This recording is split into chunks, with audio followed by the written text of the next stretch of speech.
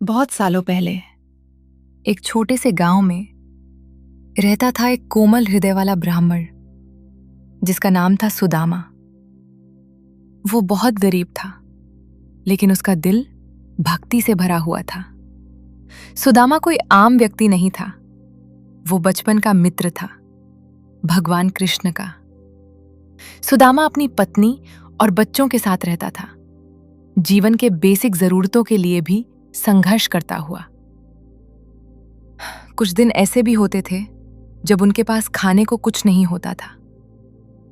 एक दिन उसकी पत्नी ने धीरे से कहा, तुम कृष्ण के इतने करीबी दोस्त हो, क्यों ना तुम उनसे मिलने जाओ, शायद वो हमारी मदद कर दे। सुदामा थोड़ा झिझक गया। मैं कैसे जा सकता हूं, सिर्फ मदद मांगने के लिए? सच्ची दोस्ती फायदे के लिए नहीं होती। लेकिन अपने परिवार की परेशानी देखकर आखिरकार वो मान गया। जाने से पहले उसकी पत्नी ने पड़ोसी से थोड़ा सा पोहा उधार लिया, उसे एक छोटे कपड़े में बांधा और सुदामा को दे दिया। वो बहुत साधारण था, बहुत ही साधारण, लेकिन प्रेम से भरा हुआ था। सुदामा अपनी लंबी यात्रा पर निकल पड़ा, द्वारका की तरफ। वो कई दिन तक चलता रहा, नंगे पांव, थका हुआ और भूखा, लेकिन उसका मन खुशी से भरा हुआ था। जब सुदामा द्वारका पहुंचा, कृष्ण के महल के बाहर, तो पहरेदारों ने उसके कपड़े देखकर उसे रोक लिया। लेकिन जैसे ही कृष्ण ने उसका नाम सुना, वो दौड़ पड़े।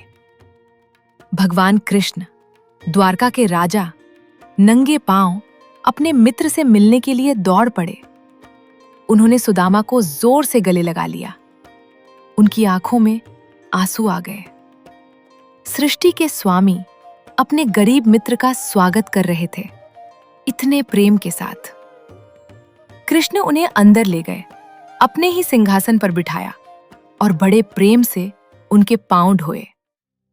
फिर कृष्ण मुस्कुराए और बोले, सुदामा, मेरे लिए क्या लाए हो? सुदामा शर्मा गया। उसने छोटी सी पोटली छुपाने की कोशिश की, लेकिन कृष्ण ने उसे प्यार से ले लिया।